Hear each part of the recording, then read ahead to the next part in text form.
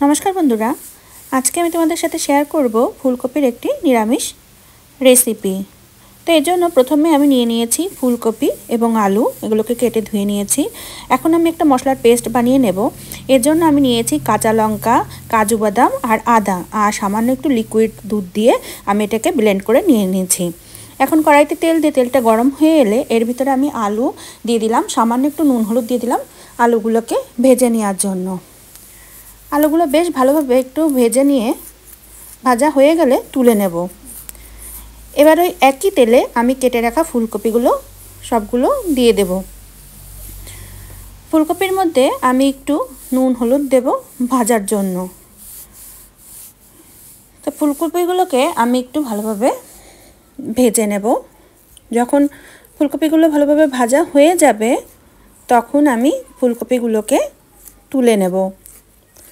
দেখতেই পাচ্ছ আমি খুব ভালোভাবে একটু ফুলকপিগুলো ভেজে নিয়েছি, মানে একটু হালকা ভাজা নেব, এইভাবে করে ভেজে তুলে নেব। এবার ওই একই তেলে আমি তেজপাতা, দারচিনি, এলাচ এবং লবঙ্গ দিয়ে দিয়েছি ফোড়ন হিসেবে।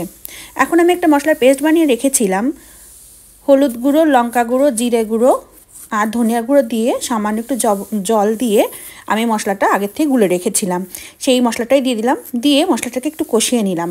মশলা কষানো হয়ে গেলে এর ভিতরে আমি যে কাজু বাদামের পেস্টটা করে রেখেছিলাম সেটা দিয়ে একটু নাড়িয়ে চাড়িয়ে স্বাদ অনুযায়ী লবণ দিলাম, আর যেহেতু নিরামিষ রান্না সামান্য একটু চিনিও দিয়ে দিলাম। দিয়ে এবার মশলাটাকে বেশ সময় ধরে আমি একটু কষিয়ে নেব।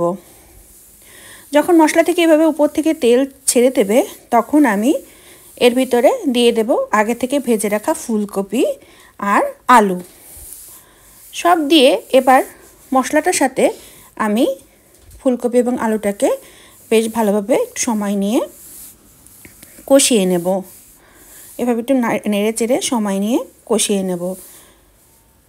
কষানো হয়ে গেলে পরে আমি এর ভিতরে আগে থেকে জাল করে ঠান্ডা করে রাখা দুধ দিয়ে দেব। এখন আমি মশলাটার সাথে দুধটাকে বেশ ভালোভাবে মিক্স করে দিচ্ছি। এখন এটাকে আমি 5 মিনিটের মতো জাল হতে দেব। আর উপর থেকে দিয়ে দিলাম 3টা কাঁচা লঙ্কা দিয়ে একটু ভালোভাবে আবারও নাড়িয়ে দিচ্ছি। এই রান্নাটা নিরামিষ দিনে করলে পরে খেতে কিন্তু সত্যি অনেক দুর্দান্ত হয়। তোমরা বাড়িতে একবার ট্রাই করে দেখো। দেখো অনেকটা তেল উপর দিয়ে উঠে এসছে, রান্নাটা প্রায় হয়ে এসছে। তো এই পর্যায়ে আমি আবারও একটু নাড়াচাড়া করে দেব। যেহেতু নিরামিষ রান্না এর জন্য আমি লাস্টের দিকে একটু গরম মশলা গুঁড়ো অ্যাড করে নেব। ঘি থাকলে ঘিও দিতে পারো, আমার বাড়িতে ঘি ছিল না বলে আমি ঘিটা স্কিপ করে গিয়েছি। তো গরম মশলাটা দিয়ে আবার খুব ভালোভাবে নাড়িয়ে চাড়িয়ে দিলাম। রান্নাটা আমার অলমোস্ট কমপ্লিট। এখন আমি 5 মিনিট এটা গ্যাসটা বন্ধ করে ঢাকা দিয়ে রাখবো। তো এরপরে আমার রান্নাটা কমপ্লিট, আমি এখন পরিবেশন করে নেব।